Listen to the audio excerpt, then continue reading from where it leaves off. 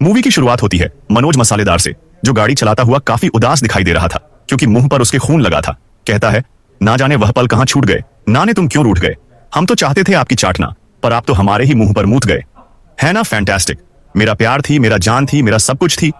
I love you. है ना fantastic.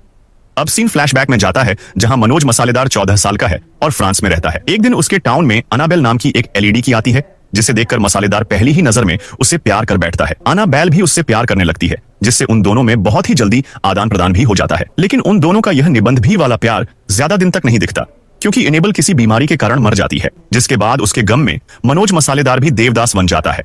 और धीरे धीरे टाइम बीतता है, जिसमें मसालेदार को एनेबल के बाद किसी से भी प्यार नहीं होता और उसकी आधी लाइफ एनेबल जैसी लड़की की तलाश में ही बीत जाती है। अब मसालेदार 50 का होता है और उसे अमेरिका के एक कॉलेज में प्रोफेसर की जॉब मिलती है, जिसके लिए वह फ्रांस से अमेरिका के लिए कुछ दिनों पहले ही निकल पड़ता है।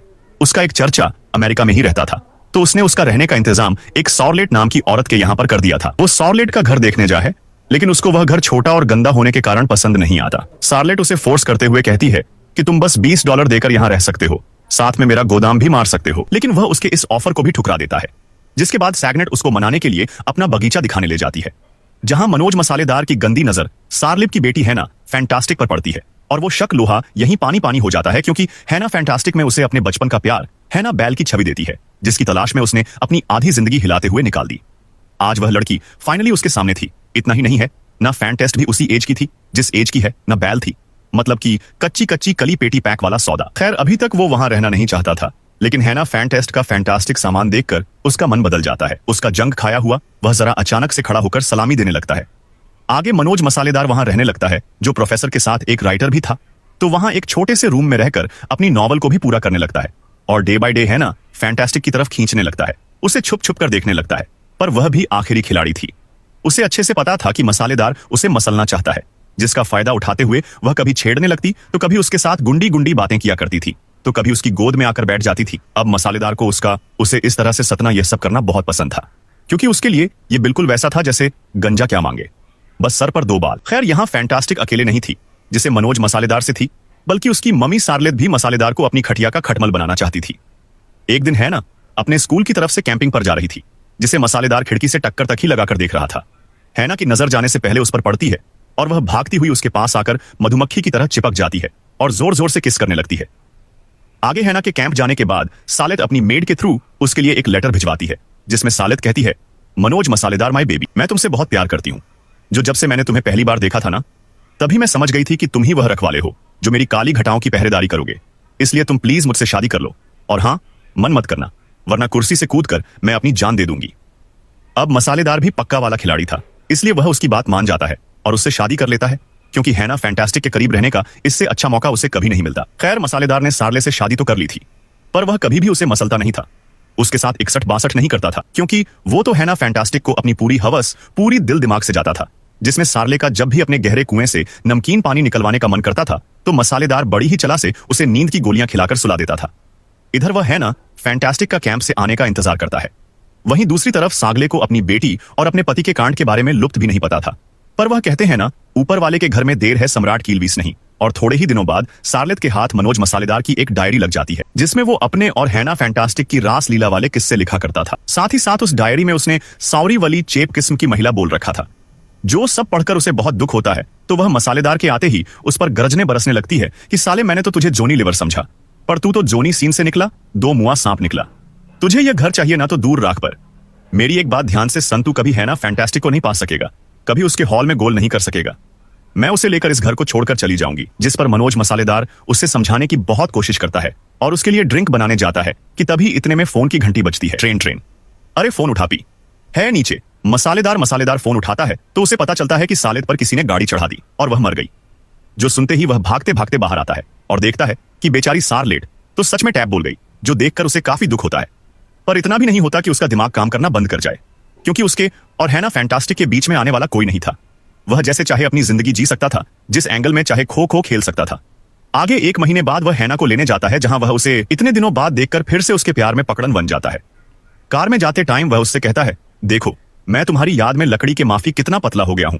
हैना बोलती है कि तुम बहुत झूठ बोलते हो, तुम मुझसे बिल्कुल भी प्यार नहीं करते, क्योंकि तुमने आज तक मुझे किसी नहीं करी। जो सुनकर मसालेदार चूक जाते। कहता है कि तुम बस दिखने में छोटी हो, पर तुम्हें पूरा लेने की हिम्मत है, और गाड़ी को साइड में लगाकर एक दूसरे के होठों को आइसक्रीम की तरह चूसने लगते हैं, है ना? अपनी मुंह के बारे में पूछे तो वह कहता है, ज्यादा खाना खाने की वजह से तेरी मम्मी को दस्त लग गए थे, तो उसे हॉस्पिटल में एडमिट करवाना पड़ा, है ना? कहती है, चलो मम्मी से मिलने चलते हैं। वो कहता है, नहीं, पहले हम एक रात होटल में रुककर छुप छुप छुप कोयले से भरी काली ट्रेन चलाएंगे, और फिर अगले दिन तुम्हारी मम्मी से मिलने जाएंगे। आगे होटल में पहुंचने के बाद हैना को एक मुट्ठी आदमी मिलता है, जिसकी तरफ वह अट्रैक्ट हो जाती है। फिर वह मुट्ठी मसालेदार से भी है, जिस पर वह सोचता है कि यह कोई सीआईडी वाला है, उसकी वाइफ की मौत की इन्वेस्टिगेशन कर रहा है। उस रात मसालेदार और रहना फैंटास्टिक के बीच एक धमाकेदार 20 मैच होता है, इसमें वो होटल के बेड तक को भी तोड़ देते हैं। अगली सुबह दोनों एक पेट्रोल पंप पर रुकते हैं, जहां हैना उससे हॉस्पिटल का नंबर मांगती है, अपनी मम्मी से बात करने के है, जिस पर मसालेदार उसे सब कुछ सच सच बता देता है कि उसकी मम्मी के प्राण पखे उड़ गए कार एक्सीडेंट में, जो सुनकर वह होटल में आकर पूरी रात रोती है। आगे इस सब के बाद वो दोनों एक आजाद पंछी की तरह पूरे अमेरिका घूमने का डिसाइड करते हैं, क्योंकि अब उनके पास घर लौटने की कोई वजह नहीं थी। के दौरान दोनों बहुत से होटल में स्टे करते हैं, और मसालेदार दबाकर उसके खेत में अपना खीरा निचोड़ता है। आगे 6 महीने लगातार घूमने खीरा निचोड़ने बाद वह अपनी प्रोफेसर की जॉब भी ज्वाइन करता है, और वही है न कभी एडमिशन करवा देता है। दोनों वैसे तो दुनिया की नजर में बाप बेटी थे, पर अंदर की बात आप लोगों को पता ही है, जिसमें है ना उसके पप्पू को बार बार छूकर उसे उत्तेजित करके अपनी डिमांड्स पूरी करवाया करती थी। मनोज मसालेदार उसके साथ बहुत खुश था, पर उसे इस बात का डर हमेशा लगा रहता था कि कहीं है ना फैंटास्टिक उसे छोड़कर ना चली जाए, क्योंकि शिलाजीत खाने की उम्र हो चुकी थी और वह तो अभी तक जवान भी नहीं हुई थी। खैर, थोड़े दिनों बाद जिस बात का डर था वही होता है, जिसमें उनका रिलेशन जो सिर्फ संभोग पर टिका हुआ था बिखरने लगता है। एक बार हैना के पास मसालेदार को कुछ पैसे मिलते हैं, साथ ही वह छुप छुप कर किसी से बातें भी किया करती थी, जिस सब के चलते मसालेदार का शक उस पर और भी ज्यादा गहरा हो जाता है। फिर वह अपने बीच की दूरियों को कम करने के लिए उससे अपने साथ कहीं घूमने चलने के लिए कहता है, पर इस बार कहां चलना है वह है ना ही डिसाइड करती है। आगे दोनों फिर से टूर पर निकल पड़ते हैं, जहां राह में मनोज मसालेदार को लगता है कि कोई उनका पीछा कर रहा है, लेकिन वह उसको इग्नोर करके आगे बढ़ता रहता है। एक जगह दोनों गैस स्टेशन पर हैं, जहां वह सामान लेने के लिए स्टोर के अंदर जाता है और विंडो से बाहर देखता है कि एक अननोन आदमी फैंटास्टिक से बातें कर रहा है, जिसको देखने के लिए मसालेदार जैसे ही बाहर आता है तो पाता है वह आदमी मिस्टर इंडिया की तरह वहां से गायब हो चुका है। मसालेदार इस बारे में फैंटास्टिक से पूछता है तो वह कहती है, कोई आदमी रस भटक गया था तो मैं उसे बस रास्ता बता रही थी। आगे पूरे सफर के दौरान मसालेदार का उस पर शक बना रहता है। दोनों एक होटल में रुकते हैं, जिसमें वो उसके लिए केले लेने जाता है, और जब वापस आता है तो देखता है फैंटास्टिक के बाल बिखरे हुए हैं, लिपस्टिक फैली हुई है और पैर गंदे हैं, मतलब कि किसी ने उसकी बढ़िया वाली ली है। मसालेदार जो नीरज चूतिया था पूछता है, क्या कोई यहां आया था? वह कहती है, नहीं, पर मसालेदार समझ जाता है कि क्या हुआ होगा। आगे फिर से दोनों अपने टूर को कंटिन्यू करते हैं, लेकिन अचानक से फैंटास्टिक की एक रात तबीयत खराब हो जाती है। मसालेदार उसे हॉस्पिटल ले जाता है, जहां डॉक्टर कहता है कि इसे वायरल फीवर हुआ है, इसीलिए हॉस्पिटल में ही रहना पड़ेगा, जिस पर मसालेदार उसे वहीं अकेली छोड़कर होटल वापस आ जाता है और सुबह उसका हाल चाल पूछने के लिए हॉस्पिटल कॉल करता है, जहां नर्स उसे बताती है कि उसे कोई वायरल फीवर नहीं हुआ, तो उसे तो बस हल्का सा बुखार था, जैसे आज सुबह ही उसका अंकल उसे चार्ज करवा के अपने साथ ले गया, जिसकी बात सुनकर उसकी फटकर 464 हो जाती है कि है अंकल, अरे 1 साल से तो मैं ही हूं उसका, जो दिन में भैया रात में सही नीचे पल्लू खींचे, फिर रातों रात ये अंकल कहां से पैदा हो गए? अबे दरअसल उस कुटिया को फीवर हुआ ही नहीं था, ये सब तो उसका मुछड़ के साथ भागने का प्लान था। खैर, मसालेदार उसको ढूंढने में कोई कसर नहीं छोड़ता, जिसमें वह उन सारे होटल्स में दोबारा जाता है जहां जहां उन दोनों ने स्टे किया था, ये देखने के लिए कि कहीं से भी कैसे भी करके उसे कोई क्लू मिल जाए और वो है ना फैंटास्टिक तक पहुंच जाए। जिस छानबीन के दौरान उसको पता चलता है कि वो दोनों जिस जिस होटल में थे वहां कोई उनका पीछा करता था, क्योंकि उनकी हर एंट्री के साथ एक सेम हैंडराइटिंग के साथ अलग नामों से काफी बार एंट्री थी। मसालेदार सोचता है कि साला कौन है वह, जो मुझसे भी ज्यादा उसको प्यार करने लगा है, और कंटिन्यू 2 महीनों तक कान में पड़े कीड़े वाले कुत्ते की तरह उसको ढूंढता रहता है, पर घंटा उसे कुछ नहीं पता चलता, सिर्फ समय खराब होता है। आगे ऐसे ही करते करते 3 साल बीत जाते हैं, जिसमें एक दिन अचानक से उसको है ना फैंटास्टिक की एक चिट्ठी मिलती है, जिसमें उसने बता रखा था कि मैंने किसी चमन चौकड़ी के लड़के से शादी कर ली है और फिलहाल मैं प्रेग्नेंट हूं। पराठा गीला होने की वजह से हमारी फाइनेंशियल कंडीशन बहुत खराब है, इसलिए प्लीज हमारी मदद कर दो। अपना मनोज मसालेदार टोटल बढ़ चढ़ता था, इसलिए तुरंत लाल टपकता हुआ उससे मिलने पहुंचता है और पूछता है, क्या चमन चौक ने ही वह लड़का है जिसके लिए तूने मेरे पर लात मारी थी? है ना? फैंटास्टिक बताती है, नहीं, वह तो दर्पण जरूरी था जिसके लिए मैंने तुझे छोड़ा था। वह मच्छर दर्पण जरूरी था जो हमारा पीछा करता था, जिससे मैं छुप छुप कर बातें भी किया करती थी। तुझे छोड़ने के बाद जब मैं पहली बार उसके घर गई, तब मुझे पता चला कि वो साला नीली फिल्मों का ठेकेदार है। मेरा किसी और लड़के के साथ काम 25 करवाना चाहता था, पर मैं तो उसके साथ करने गई थी ना, इसलिए मैंने उसको मना कर दिया और उसको गुस्सा आ गया, तो उसने मुझे अपने घर से निकाल दिया। फिर मुझे चमन चौकड़ी मिला, जिसने मुझे रातों को सहारा दिया और दिन में खाने को रोटी।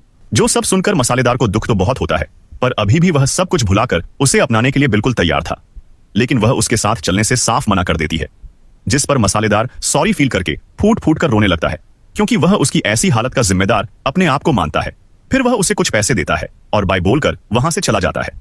अब उसको सब कुछ पता चल ही गया था, तो वह दर्पण दारोडिया को टकराने का डिसाइड कर है, क्योंकि उसी ने है ना फैंटास्टिक को इससे छीना था और सड़कों पर मरने के लिए छोड़ दिया था।